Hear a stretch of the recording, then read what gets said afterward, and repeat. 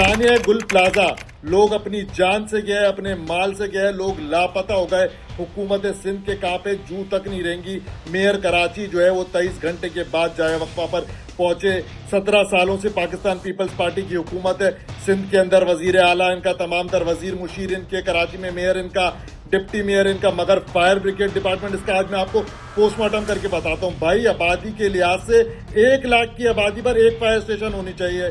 कराची शहर की 2 करोड़ से ज्यादा आबादी है। शहर के अंदर इंटरनेशनल स्टैंडर्ड के हिसाब से 200 फायर स्टेशन होने चाहिए। केएमसी अपनी वेबसाइट पे खुद कह रहा है कि भाई हमारे पास 30 फायर स्टेशन हैं कराची शहर के अंदर। पीपल्स पार्टी ने 17 साल हुकूमत के अंदर कोई भी फायर स्टेशन कराची शहर के अंदर नया नहीं बनाया, और जो फायर स्टेशन 30 मौजूद हैं वो भी मुकम्मल तौर पे जो है वो फाल नहीं है। उसमें से कई फायर स्टेशन जो है वो बंद पड़े हुए हैं, कहीं पर गाड़ियां मौजूद नहीं है, कहीं पे इक्विपमेंट मौजूद नहीं है।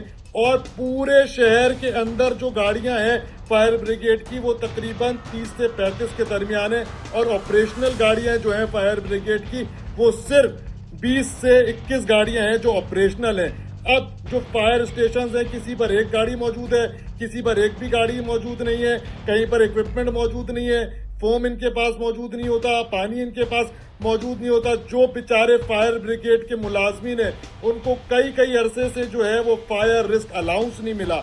इनको जो है वो तनख्वाहें इनकी बिल्कुल ना होने के बराबर है। इनके पास कोई जदीद इक्विपमेंट मौजूद नहीं है अपनी जान बचाने के लिए भी और लोगों की जान बचाने के लिए भी। ना इनके पास नए जूते हैं, ना इनके पास नई वर्दियां हैं, ना इनके पास नया इक्विपमेंट है।